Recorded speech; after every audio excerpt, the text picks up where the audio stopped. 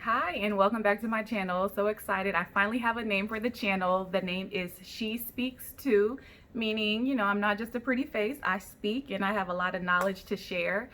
So this review is going to be for I May Destroy You, episode 6. I'm going to kind of do it a little bit different. I'm not going to go through the sequence of events. I'm kind of just going to give you my opinions on the different themes that I saw throughout this episode.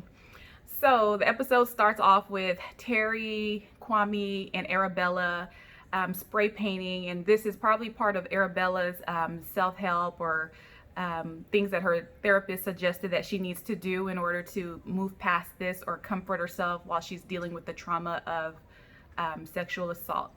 So we see that she walks away, she's on her phone. Terry notices that and turns to Kwame and says, we need to do something. Our friend is in trouble. Can't you see? But I'm thinking, look at Kwame, Terry. He definitely is not the same person as we saw from the first episodes. Do you not notice that?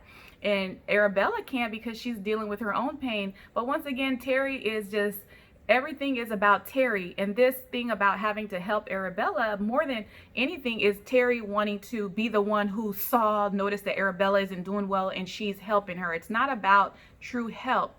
That's the theme that I'm getting with Terry. So, she asked Arabella, who are you talking to? Arabella says, I'm going to a group.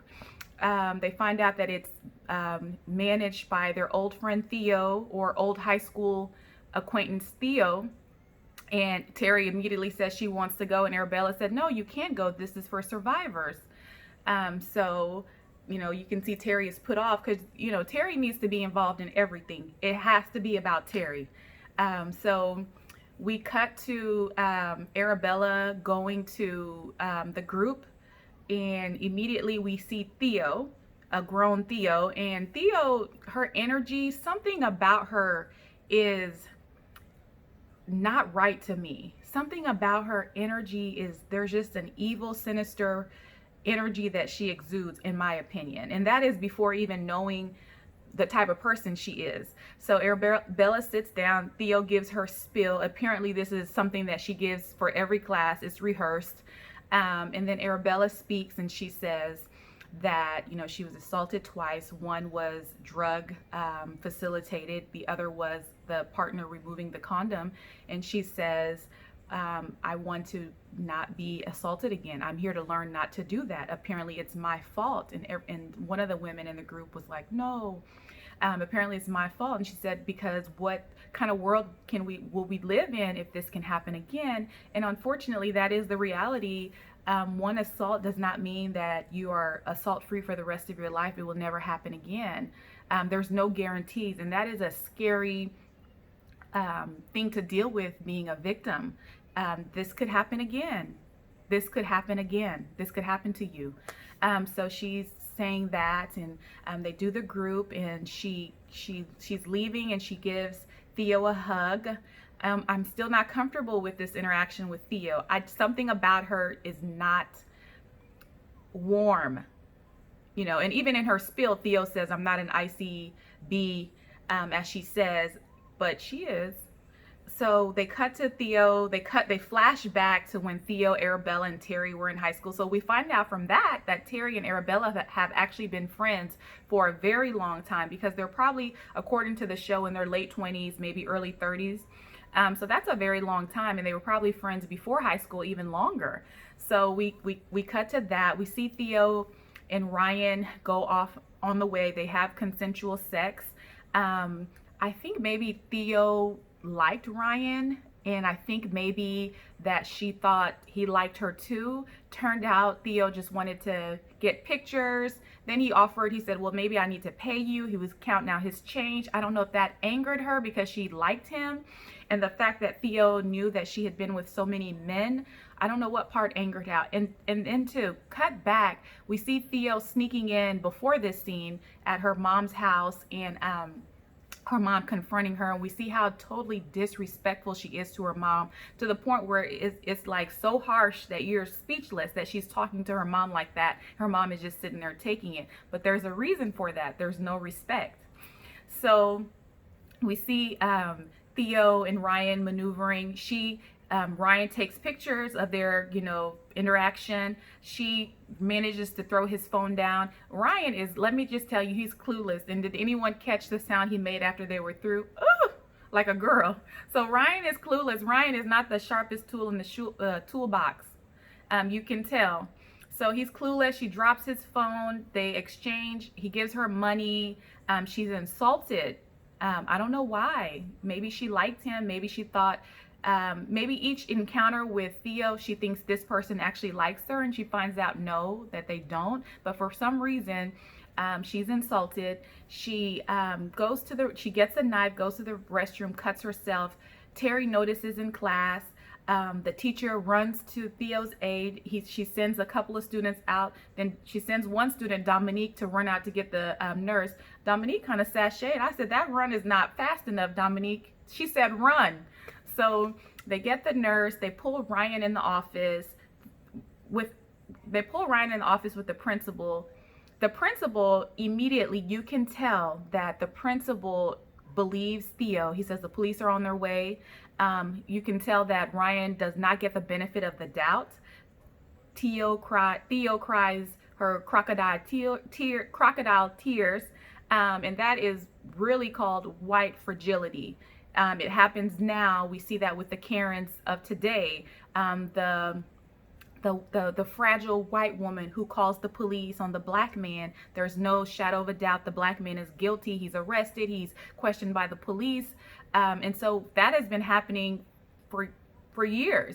So Ryan is not given the benefit of the doubt. He's locked down in the principal's office. He said, you have to sit here until the police are called. And you can see in the beginning of the questioning with the principal, Ryan is not taking it serious. He's like, yeah, I slept with her. It was consensual. I didn't do that. I didn't have to do that.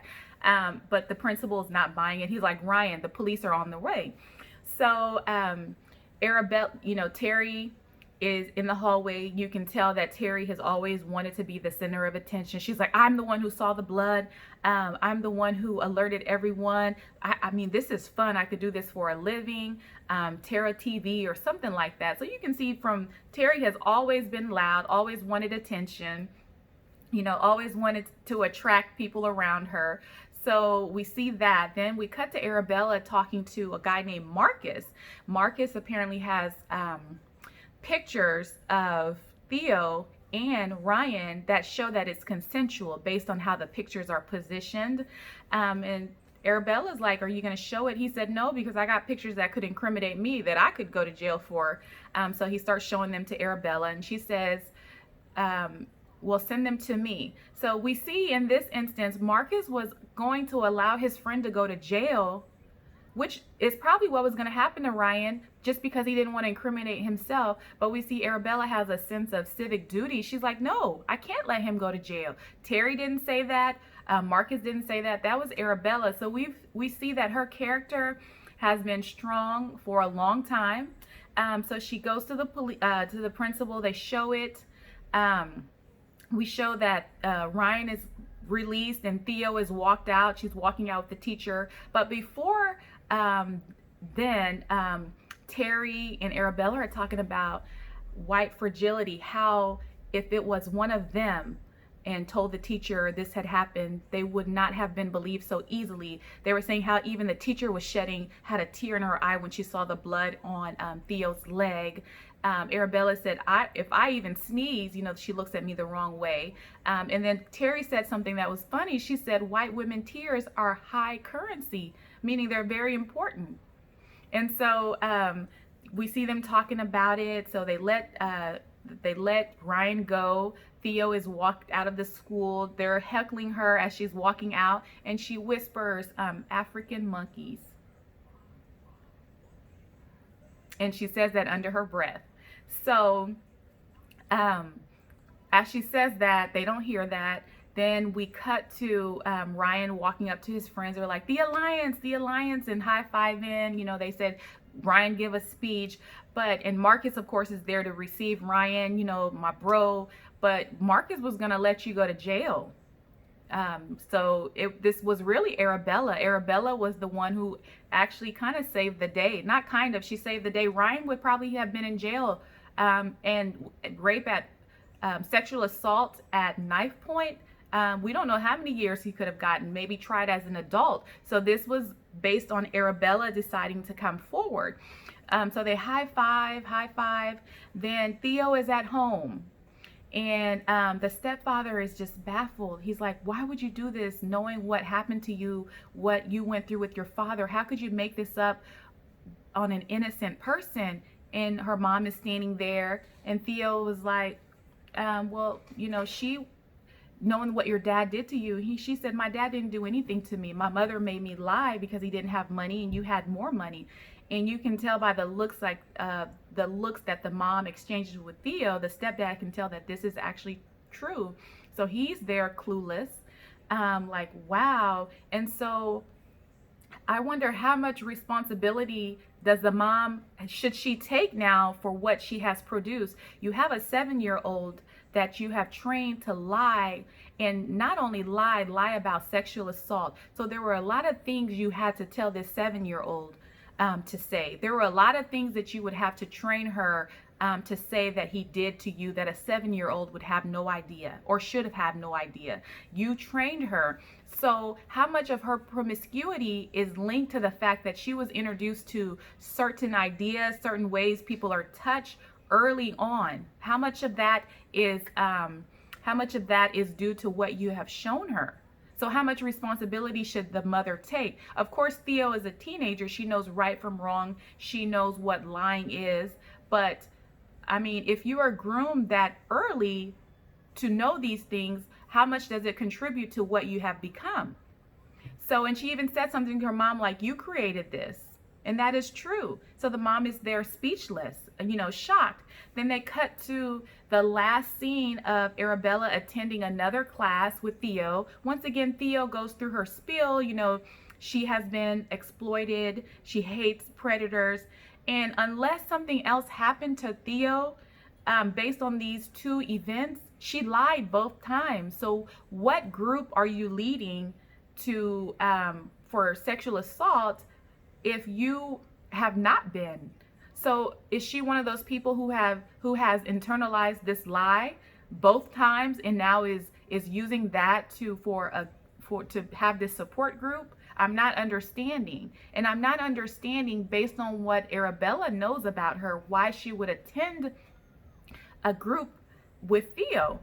Even if at some point this has happened to Theo again later in life, the very fact that you knew this girl had the capabilities to lie on someone you knew in high school, I mean, there are a million other groups that you can attend, which leads me to wonder, how did she even start attending this group? I remember she told Terry that they have been messaging. She found it on Facebook. So did Theo reach out to Arabella based on what Arabella did that was all over the media by exposing Zane? Did she reach out to Arabella, number one? And number two, we see that Arabella is just looking for healing and maybe in all the wrong places. She's trying to heal herself as quickly as possible. And the Arabella we see in episode 6 is not the same person, not happy-go-lucky. There is a sadness. Even the way she sits in the class and she has her head tie on is just so docile. It's not the same Arabella. So I just want her to I want her to heal, but I want her to heal with the right people at the right place. And I don't think Theo is the one. And we see Theo recites the same verbiage at every class. She hates predators, exploitation, abusers, and all of that stuff. And I don't know how much of that is true. And I don't know her intentions. Her eyes are not kind. That I can say. Her eyes, Theo's eyes, are not kind. She does not have warm eyes.